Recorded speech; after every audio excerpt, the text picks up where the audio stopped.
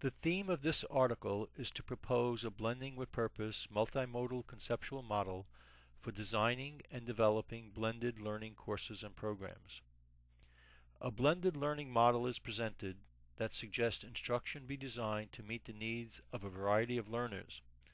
Specifically, blending with purpose, the multimodal model recognizes that because learners represent different generations, different personality types, and different learning styles, teachers and instructional designers should seek to use multiple approaches, including face-to-face methods and online technologies that address the learning needs of a wide spectrum of students. A major benefit of multiple modalities is that they allow students to experience learning in ways in which they are most comfortable, while also challenging them to experience and learn in other ways as well. Critical to this model is the concept that academic program and course goals and objectives drive the pedagogical approaches and technologies used. This article begins with an exploration of the definition for blended learning and recognizes that blended learning is not one thing, but comes in many different flavors, styles, and applications. It means different things to different people.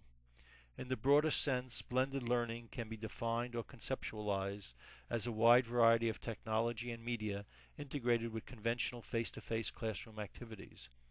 However, a narrower definition centered simply on an online component that replaces seat time in the conventional classroom is also appropriate. The issue of a broad or narrow definition is an important element in understanding the dynamics of blended learning environments. The article then establishes that college students represent a diverse group of learners. Their diversity stems from a variety of factors. In this article, reference is made specifically to age, personality type, and learning style as critical elements of their diversity that need to be considered when designing instruction. Brief explorations are provided for several of the more important factors. For example, much has been written about the millennial generation or digital natives who are about to descend upon our colleges and universities.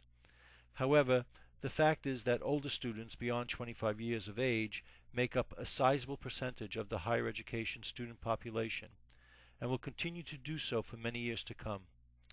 We need to consider their needs as well as those of the millennials. The literature on learning styles is extensive, and volumes have been written on the merits of the multitude of theories dealing with these styles.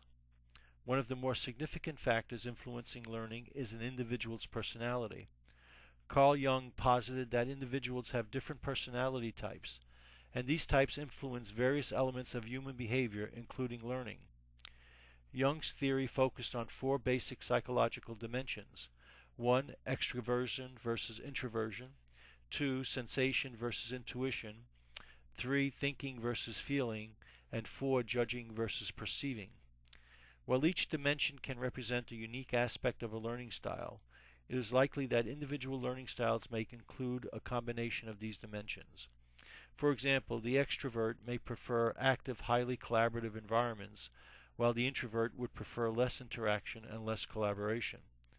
This suggests that instruction should be designed to allow both types of individuals, the outgoing social organizer as well as the introspective, reflective observer, to thrive. One of the better-known theories on learning styles relates to the multiple intelligence work of Howard Gardner. The essence of Gardner's work posited that intelligence is not a singular entity, but is made up of multiple entities in different proportions, used by individuals to understand and to learn about the world. Gardner has identified 9 basic intelligences: linguistic, logical, mathematical, spatial, musical, bodily, kinesthetic, interpersonal, intrapersonal, naturalistic, and existential. The implications for learning are significant and leads to a recommendation that instruction use multiple modalities that allow learners to engage in ways they prefer, have interest, have ability in, while also challenging them to learn in other ways where they have less preference, less interest, or less ability. More recently, cognitive science has begun making major contributions to the learning styles literature. Much of the research in cognitive science and learning styles increasingly is being influenced by physiological research on brain function. Current cognitive science research suggests that students learn in different ways depending upon a number of factors, including their age, learning stimuli, and the pace of instruction. It also suggests that learning is a dynamic process that evolves and change from one classroom to another, from one subject to another, and from one day to another. Finally, cognitive science supports the concept that multiple intelligences and mental abilities do not exist as yes-no entities, but within continua from which the mind blends the manner in which it responds to and learns from the external environment and instructional stimuli. Conceptually, this suggests a framework for a multimodal instructional design that relies on a variety of pedagogical techniques, deliveries, and media. The blending with purpose model derives from all of the factors discussed above that influence how students learn. The model recommends that pedagogical objectives and activities should drive the approaches that faculty use in instruction. It also suggests that blending these objectives, activities, and approaches within multiple modalities might be most effective for and appeal to a wide range of students. This model represents 6 basic pedagogical objectives and activities and approaches for achieving them. It is given that other objectives can be added where appropriate. The most important feature of this model is that instructors need to consider carefully their objectives and understand how to apply the technologies and approaches that will work best for them.